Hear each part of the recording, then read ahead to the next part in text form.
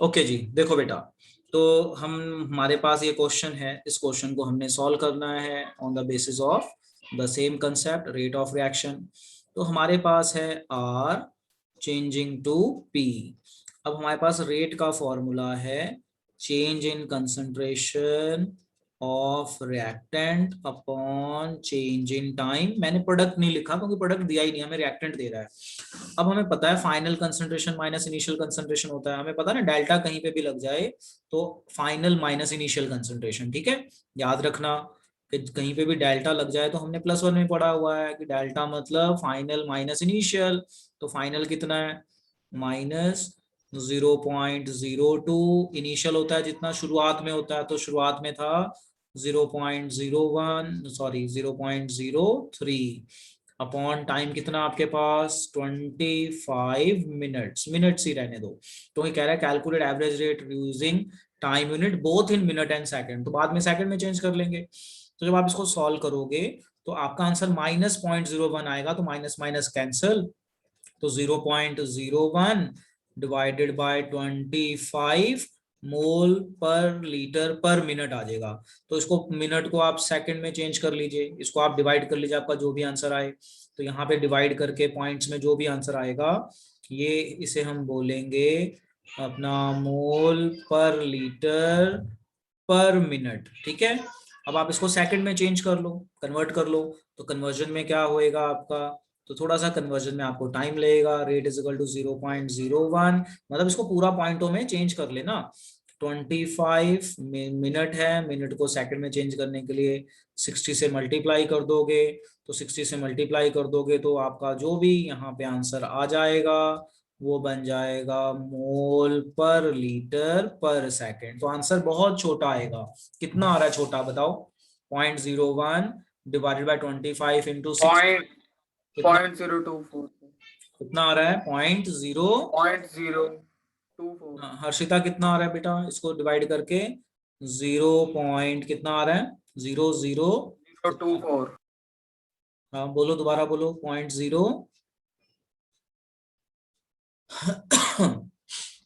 कितना आ रहा है बेटा हर्षिता, इसको सॉल्व करके, चलो जो भी आ जाए बेटा कर लेना, थोड़ा कैलकुलेशन का। 024 0.024 मुझे ठीक नहीं लग रहा बेटा, मुझे कुछ इसमें लग रही है गड़बड़। तो मैं इसको 1 मिनट कैलकुलेटर से कर दूं, तो it is taking time, so just wait. इसको अगर हम डिवाइड करते हैं तो हमारे पास है 0.01 डिवाइडेड बाय 25 डिवाइडेड बाय हमारे पास आ रहा है डिवाइडेड बाय 60। तो ये आंसर आएगा आपका बहुत छोटा आंसर आ रहा है, तो आप जीरो को काउंट करके ना उस हिसाब से आप इसको सॉल्व कर देना। जैसे 0.0004 आएगा तो आप देख लेना, उसको ना 10 की पावर में कन्वर्ट कर देना। जैसे मान लो आपका आंसर आता है 0.0004 आ गया मान लो, तो आप इसको इस तरह से भी लिख सकते हो, 4.0 इंटू 10⁻⁻⁴ मोल पर लीटर पर सेकेंड। तो ये मैंने एक तरह का शॉर्टकट बता दिया है, तो ये एग्जैक्ट आंसर नहीं है, ठीक है। तो आप इसको सॉल्व करेंगे तो ये इससे भी छोटा आएगा और छोटा आंसर आएगा, तो 0.00 बहुत छोटा आंसर आएगा। तो आप उसको स्टैंडर्ड यूनिट में कन्वर्ट कर दो, साइंटिफिक नोटेशन में कर लो इसको नोट अब। 0.6। हाँ जी, तो ये क्वेश्चन हमें आ गया। अब हम इस क्वेश्चन को देख लेते हैं। सो सी दिस क्वेश्चन ऑल्सो, क्या कह रहा है इस क्वेश्चन में। इस क्वेश्चन में कह रहा है कि आपको एक इक्वेशन दे दी है, पहले इक्वेशन लिख लेते हैं। 2a changes into product, तो प्रोडक्ट को मैंने P लिख दिया, 2a changes into this, the concentration of A decreases 0.05 to 0.4, यानी ये फाइनल है, ये इनिशियल है, जो पहले दी होती है वो इनिशियल, बाद वाली फाइनल, इन 10 मिनट्स। कहते हैं calculate rate during this interval, तो ये भी आसान है। तो हमें पता है rate is equal to -1/2 change in concentration. तो चेंज इन कंसंट्रेशन कितनी है रिएक्टेंट की, 0.4 minus 0.5 divided by change in time, तो टाइम है 10 मिनट्स इंटू 60। तो बस आप इसको सॉल्व कर लीजिएगा। जो भी सॉल्व करके आपका आंसर आ जाए उसको आपने सेकंड में चेंज कर लिया, तो इसने बोला नहीं कि इसमें कन्वर्ट करो, तो सेकंड में ही चेंज करना है, क्योंकि हमने यूनिट पढ़ी है ना, मोल पर लीटर पर सेकंड, तो हमने अंडरस्टूड है, अगर नहीं बोल रहा तो हमने सेकंड में चेंज करना है। बाकी बोलता है मिनट में बताओ तो मिनट में सॉल्व कर दो, कोई दिक्कत नहीं है। तो ये यूनिट आ जाएगी मोल पर लीटर पर सेकंड, इसे नोट कर लो, इसे खुद सॉल्व कर लेना। जस्ट मैंने इक्वेशन बना दी। और इक्वेशन बनाते हुए ना एक चीज और हो सकती है कि अगर आप पेपर में ऐसे डायरेक्ट करोगे ना तो टीचर नंबर काट लेगा। टीचर कहता है पहले फॉर्मूला लिखो फिर करना है। तो बोर्ड में क्या होता है, फॉर्मूले लिखने के हाफ मार्क्स होते हैं, स्टेप, तो आपने हमेशा स्टेप फॉलो करने हैं। तो पहला स्टेप आएगा rate is equal to minus half change in concentration of reactant upon change in time. अब आपने फॉर्मूला लिख दिया। अब यहां से पता चल गया कि फाइनल माइनस इनिशियल लेना है तो ले लिया फाइनल माइनस इनिशियल। चेंज का मतलब होता है फाइनल माइनस इनिशियल। इसको सॉल्व करोगे तो -0.1 आएगा और ये माइनस कैंसिल हो जाएगा, यानी आंसर आपका पॉजिटिव में आ जाएगा। तो ओवरऑल आंसर पॉजिटिव में आएगा, यही सिग्निफिकेंस है माइनस का। नोट कर लीजिए इसको भी। तो दिस इज इंपॉर्टेंट क्वेश्चन। अब ये नोट कर, अब आपने ये नोट कर लिया है, नहीं किया तो वीडियो देख लेना, बाद में कर लेना। अब हम आते हैं इसके बाद अपने नए टॉपिक पे। इस टॉपिक का भी नाम है रेट लॉ इक्वेशन, यानी हमने पीछे भी रेट निकालनी सीखी है, उसका नाम था डिफरेंशियल मेथड और एवरेज रेट मेथड। अब हम एक और नया मेथड सीखने जा रहे हैं, रेट लॉ इक्वेशन और लॉ ऑफ मास एक्शन। अब आप देखो यहाँ पे मैंने जो जो लिखा है ना, ये आपने कहीं देखा हुआ है। आप देखो rate proportional to so and so, definition पढ़ के देखो, ये हमने कहीं पढ़ा हुआ है +1 में। याद आया कहाँ पढ़ा हुआ है? सोच के बताओ कहाँ पढ़ा हुआ है हमने ये टॉपिक ऑलरेडी। ये हमने +1 में पढ़ा हुआ है, जब हम ली चार्टर्स प्रिंसिपल करते थे, केपी केसी लिखते थे, याद आया? ये यही टॉपिक था वो। हाँ तो जी सर। ये हमने ऑलरेडी पढ़ा हुआ है और इस टॉपिक का नाम है लॉ ऑफ मास एक्शन और रेट लॉ इक्वेशन। देखो क्या होता है, जैसे मान लीजिए ये रिएक्शन है, तो हम कैसे लिखते थे रेट? तो this law states that rate of reaction is proportional to, directly proportional to product, product का मतलब होता है multiply, product of concentration of reactants raise to the power of their numerical value और स्टोइचोमेट्रिक कोफिशिएंट। तो देखो ये equation लिखी, rate लिखा, प्रोपोर्शनल टू कंसंट्रेशन a की पावर 2 b की पावर 1 और यहाँ पे प्लस की जगह मल्टीप्लाई।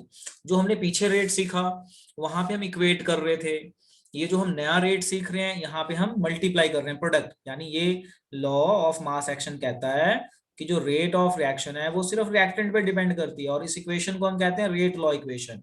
और जो हमने पीछे रिएक्शन सीखी है पीछे, वो कौन सी थी? Differential rate method.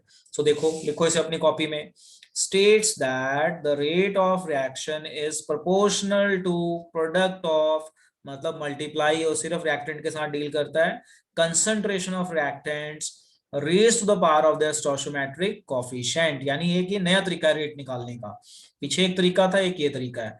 अब जब हम प्रोपोर्शनल को हटाएंगे तो एक कांस्टेंट आ जाएगा, इस कांस्टेंट को हम नाम देते हैं रेट कांस्टेंट। ठीक है, चलिए इसको नोट कीजिए। तो ये डेफिनेशन नहीं पूछते, बट ये इक्वेशन हम बना सकते हैं व्हाइल डूइंग न्यूमेरिकल्स।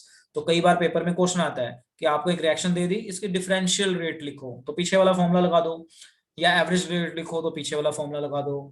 अगर बोलेंगे law of rate law equation लिखो, रेट लॉ इक्वेशन या लॉ ऑफ मास एक्शन के हिसाब से इक्वेशन लिखो, तो ये नया तरीका होगा इक्वेशन बनाने का। उसमें हम सिर्फ रिएक्टेंट को डील करेंगे और रिएक्टेंट का जो बैलेंसिंग नंबर है उसको पावर बना देंगे, यहाँ पे जो प्लस होगा वो मल्टीप्लाई हो जाता है, यानी product of concentration of reactants raise to the power of their numerical value. अब हमने अब हमने ये सीख लिया लॉ ऑफ मास एक्शन और एक नया मेथड सीख लिया रेट निकालने का। इस मेथड को रेट लॉ इक्वेशन भी कहते हैं। अब हम जब आगे चलेंगे तो इसी की कॉन्टिन्यूटी में हम एक दो नई टर्म सीखने वाले हैं। क्या है वो नई टर्म्स? देखिए, नोट, ये रिएक्शन है, इसका मैंने रेट लॉ इक्वेशन लिखा। मैं यहाँ पे साइड में लिख देता हूँ कि जो हम ये इक्वेशन लिख रहे हैं ये कौन सी इक्वेशन है? Rate law equation. ये रिएक्शन लिखी, production, this changes into product. तो ये जो हमने बनाया है इक्वेशन, इस इक्वेशन को हम बोलते हैं रेट लॉ इक्वेशन। अब रेट लॉ इक्वेशन बनाते हुए प्रोपोर्शनैलिटी साइन को हटाया जाएगा तो एक कांस्टेंट आ जाएगा कॉल्ड रेट कांस्टेंट। तो ये हम पीछे भी पढ़ चुके हैं, अभी दोबारा हो गया। अब इसी को यूज करके एक हमारे पास नई डेफिनेशन आ रही है जिसे हम बोलते हैं ऑर्डर ऑफ रिएक्शन। अब जो ये सुनना ध्यान से मैं क्या कह रहा हूं, जो ऑर्डर ऑफ रिएक्शन है ये लॉ ऑफ मास एक्शन से ली हुई है और ये एक्सपेरिमेंटल कंसेप्ट है। ध्यान से सुनो मैं क्या बोल रहा हूं, it is an experimental concept, मतलब इसको एक्सपेरिमेंटली करके प्रूव करते हैं वो लोग, तो एक्सपेरिमेंटल कंसेप्ट है ऑर्डर ऑफ रिएक्शन। अब ये ऑर्डर ऑफ रिएक्शन होता क्या है इसको समझ लेते हैं। देखो ऑर्डर ऑफ रिएक्शन क्या होता है कि आपने मान लीजिए ये रेट लिखी, इस रेट में जो पावर्स बनी है ना इन पावर्स को ऐड कर लो, बस वो उसका जो आंसर आएगा उसे कहते हैं ऑर्डर ऑफ रिएक्शन। फिर से सुनो क्या कह रहा हूं, ऑर्डर ऑफ रिएक्शन क्या होता है थ्योरेटिकली समझाने के लिए, कि ये जो पावर्स है ना इन पावर्स को ऐड कर लो, तो ये पावर्स अब आपने ऐड की तो ये एक्सपेरिमेंटली निकाली जाती हैं, तो आपको नहीं निकालनी, आपको तो वैल्यू दी होंगी, बस आपने चुप करके ऐड कर लेना है। ठीक है, तो देखो क्या बना order of reaction, it is equal to sum of concentration powers in rate law equation. तो कोई आपसे पूछे कि what do you mean by order of reaction, तो order of reaction means sum of the powers of concentration terms in rate law equation. तो जैसे यहाँ पे 2+1 तो ऑर्डर हो गया 3। अब यहाँ पे याद रखने वाली चीज है कि ये इतना आसान नहीं है कि इसको हमने ऐड कर दिया, इसको एक्सपेरिमेंटली निकाला जाता है कि ये 2 है कि नहीं, ये 1 है कि नहीं। अब मान लो आपको एक्सपेरिमेंटल वैल्यू नहीं दी, ऐसे इक्वेशन दे दिया, तो सिंपली ऐड कर लेना है। अदरवाइज ये एक्सपेरिमेंटल है कि अगर पेपर में बोलेंगे आपको एक्सपेरिमेंटल वैल्यू दी है तो वो वैल्यू यूज करेंगे, अदरवाइज सिंपल तरीका है कि सिर्फ इसको ऐड कर लेना है। और ऑर्डर कैन बी जीरो और इन फ्रैक्शन, आगे हम इसकी एग्जांपल्स भी याद करेंगे, अभी आप इतना नोट कर लो। तो आपको मैंने बताया कि ऑर्डर ऑफ रिएक्शन क्या होती है, what is order of reaction. So order of reaction means और equal to sum of the powers of concentration term in rate law equation. So what is order of reaction? It is equal to sum of the powers of concentration term in rate law equation called order of reaction. It is experimental concept, मतलब ये experimentally find किया जाता है, ये easy तरीका है यहाँ से बता दिया आपको, बट ये experimentally check करते हैं वो। And it can be zero or it can be in fraction, बहुत ही इंपॉर्टेंट है, नोट कर लीजिए। चलो, तो अब हमने यहाँ पे एक और टर्म सीख ली बड़ी इंपॉर्टेंट, जिसे हम कहते हैं ऑर्डर ऑफ रिएक्शन। आगे चलते हैं। अब जो ये मैंने यहाँ पे बताया है आपको कि ऑर्डर जीरो फ्रैक्शन हो सकता है, तो यही चीज मैंने यहाँ पे दोबारा लिखी है। Order of reaction can be 0, 1, 2, 3 और even in fraction. A zero order reaction means rate of reaction is independent of concentration of reactants. इसका मतलब आपको थोड़ी देर में समझ में आएगा जब मैं इसके ऊपर एक दो चीजें बताऊंगा। तो अभी आप नोट की फॉर्म में लिख लीजिए, मतलब आपने क्या लिखना है नोट की फॉर्म में अभी बताता हूँ। ये 0, 1, 2 फ्रैक्शन ये तो पता है आपको, आपने सिर्फ नोट, जैसे ये 2 नोट तो हो गए यहाँ आपसे, थर्ड नोट ये बना लो, a zero order reaction means the rate of reaction is independent of concentration of reactant। इसका मतलब क्या है साथ के साथ समझाता हूं। सपोज कर लेते हैं A चेंजिंग टू P एक जीरो ऑर्डर रिएक्शन है, let A changing to P is zero order reaction. तो जीरो ऑर्डर का मतलब हुआ rate is equal to K A की पावर 0। बोलो हो गया ना जीरो, क्योंकि एक्सपेरिमेंटल है, 0 बोल रहे हैं। अब आपको ये नहीं सोचना कि हाँ 1 है तो मैंने 0 को ले लिया, तो ये मैंने बताया एक्सपेरिमेंटल है। मान लो लेट ये रिएक्शन 0 ऑर्डर है तो पावर 0 बनेगी, बोलो हाँ या ना, बोलो बच्चों। Yes sir. ठीक है, अब अगर 0 बन गई तो अब अपनी मैथ्स लगाओ। 0 अगर हम किसी की पावर कर दें, किसी की पावर 0 कर दें तो उसकी वैल्यू क्या हो जाती है 1, खत्म हो गया वो तो 1 हो गया ना, 1 हो जाती है, बोलो यार। Yes sir. तो जो आपकी रेट है वो किसके बराबर हो गई, के बराबर हो गई। ठीक है, अब इस लाइन को पढ़ो, आपको मतलब समझ में आ जाएगा। A zero order reaction means the rate of reaction is independent of concentration of reactant। यानी वो concentration इसकी पावर 0 हो गई तो 1 हो गया, यानी इसका कोई लेना देना ही नहीं है। तो रेट जीरो ऑर्डर में rate is not depending on the reactants, it is equal to rate constant simply. समझ में आ गया क्या मतलब है मैथमेटिकली समझाने के लिए ये, तो इसे नोट हाँ कर जी सर। और इसे ध्यान रखिए, एमसीक्यू वगैरह में ऐसी चीजें पूछ ली जाती हैं कि भाई जो जीरो ऑर्डर रिएक्शन है उसमें रेट किस पे डिपेंड नहीं करती, तो रिएक्टेंट पे डिपेंड नहीं करती क्योंकि पावर 0 है तो उसको 1 ले लेंगे और फिर रेट आपका रेट कांस्टेंट के बराबर हो जाता है। अब देखिए ये चीज हमारी हो गई। अब हम आगे आते हैं। तो अब जैसे ये 0 ऑर्डर के लिए था कि हम 0 ऑर्डर में ही हो जाता है, तो अब मैंने क्या किया, ये जो रेट कांस्टेंट है ना, इसके ऊपर क्वेश्चन बना दिया। क्या क्वेश्चन बनाया? Question number 1, right unit of rate constant for 0 order, for first order, for second order and so on. 3 4 5 order तक जा सकते हो, बट सेकंड ऑर्डर तक आपके सिलेबस में है। तो क्वेश्चन बना दिया कि right unit of rate constant for 0 order, first order, second order. अब यहाँ पे हमने क्या करना है, अगर बोल रहा है 0 ऑर्डर तो मैंने एक इक्वेशन लिखी, उसकी पावर 0 कर दूंगा। मुझे फर्स्ट ऑर्डर बनाना है तो एक इक्वेशन लिखी और उसकी पावर 1 कर दूंगा अपने आप ही। तो इसी तरह से अगर मुझे सेकंड ऑर्डर बनाना होगा तो पावर क्या करूंगा, बताओ बताओ क्या करूंगा पावर? जैसे 0 ऑर्डर में पावर 0 कर लिख लो, फर्स्ट ऑर्डर सर में 2। पावर 1 लिख लो, तो सेकंड में 2, थर्ड में 3, सो ऑन। गॉट इट ना? अब देखो कैसे किया। रेट की यूनिट होती है मोल पर लीटर पर सेकंड, ये इसकी पावर 0 हो गई तो ये तो 1 हो गया, यानी 0 ऑर्डर के लिए रेट कांस्टेंट की क्या यूनिट आ गई, मोल पर लीटर पर सेकंड। बोलो समझ में आ गया कि 0 ऑर्डर हो तो हमारी रेट कांस्टेंट की यूनिट क्या आएगी, मोल पर लीटर पर सेकंड। बोलो बेटा समझ में आ गया? बोलो बच्चों। Yes yes sir. सर। अब आ जाओ फर्स्ट ऑर्डर। तो फर्स्ट ऑर्डर में क्या होगा, रेट इज इक्वल टू के ए की पावर 1। तो रेट की यूनिट होती है मोल पर लीटर पर सेकंड और कंसंट्रेशन की होती है मोल पर लीटर। मोल पर लीटर कट गया, तो फर्स्ट ऑर्डर के लिए रेट कांस्टेंट की यूनिट आ गई पर सेकंड। ये भी समझ में आ गया कि फर्स्ट ऑर्डर के लिए रेट कांस्टेंट की यूनिट क्या आ हाँ जी जाएगी सर। पर सेकंड। यस समझ में आ गया ये भी? बोलो बच्चों। Yes sir. यस अब सर। इसी तरह से सेकंड ऑर्डर का खुद करो और मुझे आंसर बताओ। चलो देखो, अब देखो सेकंड ऑर्डर कैसे होगा। सेकंड ऑर्डर लिख लिया, पावर 2 डाल देनी है बस। 2 डाल दी तो ये 2 बार आ जाएगा, मोल पर लीटर 2 बार। तो 1 मोल पर लीटर 1 मोल लीटर कट गया। अब ये जो बच गया उसको साइड एक्सचेंज कर दो, तो ये आएगा पर मोल लीटर पर सेकंड।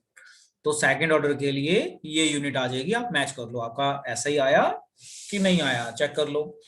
तो सेकंड ऑर्डर के लिए आ गया पर मोल लीटर पर सेकंड। चलो आगे बोलो। Yes yes sir. सर। चलो अब देखो क्वेश्चंस। अब मान लो पेपर में ये क्वेश्चन आ गया कि calculate overall order of reaction which has rate expression, मतलब आपको रेट एक्सप्रेशन ऐसे दे दी है और आपसे पूछ लिया कि भाई आप बताइए कि इसका क्या आंसर बनेगा। तो ऑर्डर निकाल लीजिए, बड़ा आसान है। कैसे निकालेंगे ऑर्डर? सॉल्यूशन ए पार्ट का order is equal to sum of powers, तो power is half plus 3/2। Solve कर लीजिए 4/2 और 0 पॉइंट कितना आएगा order, it is 2, order is 2। इसका सेकंड केस देखिए क्या कह रहा है। सेकंड केस में ऑर्डर इज इक्वल टू कितना, 3/2 -1 कितना आ जाएगा, 3 - 2/2 0.5। देखो समझ में आ गया ना? तो पेपर में ऐसा क्वेश्चन आ जाता है कई बार, तो आपको इस तरीके से करना होता है। ठीक है, नोट कर लो इसको, नोट करके डन बोलो। Very important question, sometime such a simple question can come in your paper and student gets confused कि वो सोच में पड़ जाती है मैंने करना क्या है। ओके तो नोट बेटा करते रहिए। अब देखो अगला क्वेश्चन, ये आ गया अगला क्वेश्चन। अब इस क्वेश्चन को पढ़ो और सोचो क्या आंसर आएगा। बहुत ही सही क्वेश्चन है। ये क्वेश्चन जब पेपर में आता है ना, बच्चा चक्कर खा जाता है कि मैंने करना क्या है, समझ नहीं आता, जबकि ये बहुत आसान है। अभी तो कुछ बच्चों को ये आंसर समझ में आ गया होगा। देखो क्या कह रहा है क्वेश्चन, कह रहा है कि identify reaction order in each of the following rate constant. तो आपको के की वैल्यू दी हुई है, कह रहा है ऑर्डर बताओ कौन सा है। तो आपने वैल्यू नहीं देखनी, आपने यूनिट देखनी है। अब आप रिकॉल करो, के की यूनिट अगर पर सेकंड हो तो कौन सा ऑर्डर को था, कौन सा ऑर्डर होता है, हम पीछे पढ़ के आए हैं कि अगर के की 1 यूनिट, फर्स्ट। देखो अगर के की यूनिट पर सेकंड हो, कहाँ गया, ये रहा ना, ये पर सेकंड, तो फर्स्ट ऑर्डर मोल पर लीटर पर सेकंड 0 ऑर्डर। तो अब बच्चे पता क्या करते हैं, वो कहाँ पे कंफ्यूज, वो वैल्यूज देख के सोचने लग जाते हैं, फॉर्मूला लिख लेने लग जाते हैं पता नहीं कौन सा। तो जबकि ये क्वेश्चन इतना आसान है और कुछ गैप के बाद हम यही क्वेश्चन आपसे करवाएंगे ना, तो आप भी इसी में चकरा जाएंगे। अभी तो आप में से कुछ बच्चों ने आंसर जल्दी बता दिया, बट जब हम इसको 2 महीने बाद 3 महीने बाद ये सेम क्वेश्चन देंगे ना, तो बच्चा कोई फॉर्मूला लगाना शुरू कर देगा, उसका ध्यान नहीं जाएगा मैं यूनिट देखूं। तो देखो फिर से क्या कह रहा है, कह रहा है identify reaction order from each of the following. तो आप देखो लीटर पर मोल पर सेकेंड, ये कौन सा ऑर्डर है, लीटर पर मोल पर सेकेंड, 2, सर सेकंड ऑर्डर। यानी फर्स्ट का आंसर है सेकंड ऑर्डर, और सेकंड वाले का आंसर क्या है, कौन सा ऑर्डर होएगा। 1. हाँ, तो अब समझ में आ गया, लिख लो, मैं नहीं लिख रहा हूँ। तो अब आपको समझ में आ गया तो ये बहुत अच्छी बात है, just write it your own. Okay जी, अब हम आगे चलते हैं। लो जी, अब हमारे एक और टर्म आता है, और आज के लेक्चर का ये हमारा लास्ट टर्म है, जिसे हम नाम देते हैं मॉलिक्यूलैरिटी ऑफ रिएक्शन। अब आप इसको समझिए, बहुत इंपॉर्टेंट है कि सबसे पहले मॉलिक्यूलैरिटी है क्या। जैसे हमने ऑर्डर ऑफ रिएक्शन पढ़ लिया, अब हम पढ़ेंगे मॉलिक्यूलैरिटी ऑफ रिएक्शन क्या होता है। तो मॉलिक्यूलैरिटी ऑफ रिएक्शन क्या है, मैंने नीचे डेफिनेशन लिखी है, जरा समझिए। Total number of reacting species in a reaction, ये डेफिनेशन है। मतलब जैसे दो लोग लड़ रहे हैं, ठीक है, ध्यान से समझना, दो लोग लड़ रहे हैं तो बोलेंगे मॉलिक्यूलैरिटी 2। एक बंदा कल्ला ही अपने आप में लड़ी जा रहा है पागल जैसे, वो हो गया मॉलिक्यूलैरिटी 1।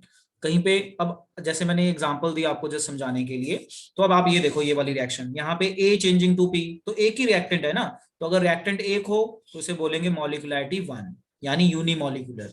इस इक्वेशन को देखो, A प्लस B यानी दो रिएक्टेंट है, तो मॉलिक्यूलैरिटी 2 हो गई, इसे बोलेंगे बाय मॉलिक्यूलर। इस रिएक्शन को देखो, यहाँ पे कितने रिएक्टेंट है, दो, तो यहाँ पे भी मॉलिक्यूलैरिटी कितनी होनी चाहिए, मैंने 1 लिखा हुआ है बाय मिस्टेक, कितनी होनी चाहिए, दो रिएक्टेंट है ना, बैलेंसिंग नंबर काउंट करना है, तो कितना Yes, हो sir. गया, कितना हो गया मॉलिक्यूलैरिटी 2। 2. 2. अब यहाँ पे देखो 2 प्लस 1, तो मॉलिक्यूलैरिटी कितनी हो गई, कितनी हो गई 3, तो मॉलिक्यूलैरिटी हो जाएगी 3। अब डेफिनेशन पढ़ो, समझ में आ जाएगा, पढ़ के देखो डेफिनेशन क्या होता है मॉलिक्यूलैरिटी। तो molecularity is defined as total number of reacting species in a reaction, मतलब एक रिएक्शन में कितनी चीजें रिएक्ट कर रही हैं, तो 1 है, 2 है, 3 है। 3 से ज्यादा मॉलिक्यूलैरिटी नहीं देखी गई। क्यों नहीं देखी गई, क्योंकि जब 3 से ज्यादा होंगे ना, तो उनकी आपस में कोलिजन नहीं होती। कोलिजन का मतलब होता है टकराना। तो अकेला रिएक्टेंट अपने आप टूट जाता है, यानी अपने आप ही वाइब्रेट करता हुआ, तो मॉलिक्यूलैरिटी 1। यूनिमॉलिक्यूलर, दो आपस में, तीन आपस में टकरा सकते हैं। 4 एटम जब एक साथ टकराएंगे ना, तो 4 के 4 एक साथ नहीं टकरा सकते, एक साथ में 2 या 3 ही टकराएंगे, एक बच जाएगा। तो molecularity more than 3 is rarely possible. तो यहाँ पे लिखा है note, molecularity of a reaction cannot be more than 3। Why it cannot be more than 3, कि जब वो टक्कर खाएंगे तो पार्टिकल इतनी पास आ जाएंगे कि 4 का टक्कर एक साथ होता ही नहीं है, 2 की टक्कर एक साथ होती है या 3 की होती है। सो इसको आप नोट कर लीजिए, ये हमारा आज का लास्ट टॉपिक है कि व्हाट इज मॉलिक्यूलैरिटी। अगली क्लास में हम जीरो ऑर्डर और ये यहाँ से इसके एग्जांपल्स वगैरह को भी लर्न करेंगे, अभी बस इतना ही आप नोट कर लो। So what is molecularity of reaction, total number of reacting species in a reaction, कि किसी रिएक्शन में कितने रिएक्टेंट हैं, 1 है, 2 है, 3 है ना। 4 वाला आपको जनरली नहीं मिलेगा, molecularity more than 3 is rare. Why it is rare? Because 3 से ज्यादा पार्टिकल आपस में टकरा नहीं पाते, बिकॉज ऑफ वो रश, पास में आ जाएंगे तो 3 से ज्यादा का टकराना आपस में मुश्किल हो जाता है। तो अब यहाँ पे भी कुछ याद रखने वाली चीज है कि जो ये मॉलिक्यूलैरिटी है, ये थ्योरेटिकल कंसेप्ट है, ये एक्सपेरिमेंटल कंसेप्ट नहीं है। मॉलिक्यूलैरिटी कैन नॉट बी जीरो और इन फ्रैक्शन। देखो, जीरो रिएक्टेंट का मतलब, अगर मैं बोलूं मॉलिक्यूलैरिटी 0 तो रिएक्टेंट 0 मतलब कुछ होएगा ही नहीं। तो रिएक्शन करने के लिए हमें कुछ तो रिएक्टेंट चाहिए, तो मॉलिक्यूलैरिटी कैन नॉट बी 0। अच्छा, फ्रैक्शन में भी नहीं हो सकता, क्योंकि एटम या तो 1 होगा या 2 होगा या 3 होगा। कभी आपने ऐसा सुना है कि 1.2 एटम हो गया या 1.5 एटम हो गया? तो आपने याद रखना है कि जो मॉलिक्यूलैरिटी है ये टोटल थ्योरेटिकल कंसेप्ट है, और इट कैन नॉट बी 0 और in fraction. Keep in mind. अब इसको नोट कर लीजिए और याद कर लीजिए, आज के लेक्चर में बेटा इतना ही रहेगा। और यहाँ पे ये चीज आपने ध्यान रखनी है कि molecularity can not be more than 3। अब आपके माइंड में क्वेश्चन आएगा, why it can not be more than 3, आगे हम पढ़ेंगे तो और अच्छे से समझ में आएगा। तो अभी आप बस मोटा सा याद रखो कि 3 से ज्यादा रिएक्टेंट अगर आपस में कोलाइड करेंगे, तो वो 3 के 4 या 3 से ज्यादा आपस में एक साथ कोलाइड नहीं कर पाएंगे, या तो 2 या तो 3 ही कोलाइड कर पाएंगे एक साथ। 4 की कोलिजन नहीं होती। तो आगे जैसे हम जाएंगे तो और अच्छे से हमें क्लियर होता जाएगा। तो बस आज के लेक्चर में इतना ही बेटा, इसको अब आप लोग याद कर लेंगे।